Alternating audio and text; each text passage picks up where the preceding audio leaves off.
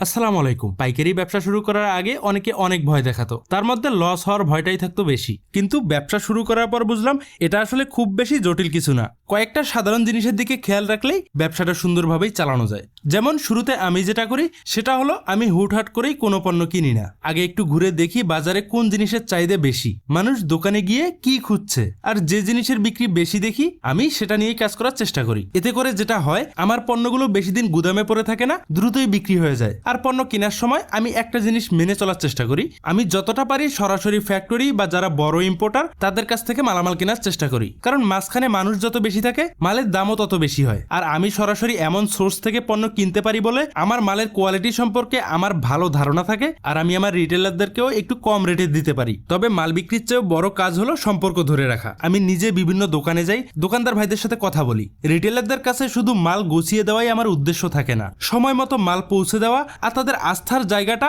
ধরে রাখাটাই আমি সবচেয়ে জরুরি মনে করি। আর যখন আমার রিটেলাররা আমার উপর ভরসা পায় তখন আমার ব্যবসা এমনিতেই ভালো চলতে থাকে। আর এতক্ষণ দেখলেন আমি আমার গোডাউন থেকে কিছু পণ্য নিয়ে এখন চলে এসেছি আমার ডিলারের গোডাউনে, কারণ আমার রিটেলার আমাকে যে পণ্যগুলোর অর্ডার দিয়েছেন তার সবগুলোই আমার স্টকে ছিল না। আর ছিল না বলতে আমি মূলত স্যানিটারির সব ধরনের পণ্য বিক্রি করি না, কারণ আমার অত বেশি পুঁজি নেই। ফলে যে পণ্যগুলো বেশি রানিং আর যে পণ্যগুলো রিটেলাররা সহজে হাতের কাছে পায় না সেগুলো নিয়েই আমি কাজ করি। এতে করে আমার সেলসও ভালো আসে মাশাআল্লাহ। আর রিটেলাররা যখন আমাকে অর্ডার দেয় মাশাআল্লাহ ওনারা সব ধরনের পণ্যই আমার কাছ থেকে নেওয়ার চেষ্টা করে। ওনারা এটা চিন্তা করে না যে আমি সেই পণ্য বিক্রি করি কি করি না, এটা মূলত আমার প্রতি তাদের বিশ্বাস যে আমি তাদের যে কোনো এমার্জেন্সি সমস্যার সমাধান দিতে পারবো। আর আমিও চেষ্টা করি আমার সামর্থ্যের সবটুকু দিয়ে তাদের হেল্প করতে। আর সেই ভাইয়ের অর্ডার অনুযায়ী সকল পণ্য নিয়ে রওনা দেই ওনার দোকানের উদ্দেশ্যে। আর গত বেশ কিছুদিন মাশাআল্লাহ সেলস খুব ভালো হচ্ছে। এই জানুয়ারি মাসে অলরেডি আমি 2 গাড়ি পণ্য কোম্পানি থেকে নিয়ে আসছি, ইনশাআল্লাহ আরো 2 গাড়ি পণ্য নিয়ে আসা সম্ভব বলে মনে করছি। আর এখন যখন আমি এই পণ্যগুলো ডেলিভারি করতে আসছি,